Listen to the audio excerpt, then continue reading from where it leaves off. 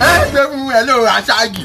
How are you? I'm fine. Any question on video? Yes, sir. Oh, yeah, you see. People really want to know if you are serving your fatherland. I will serve. Me na boy na. Oh yeah, na my sister she na get. Now she go serve the food. Oh yeah. That's not what I meant, sir.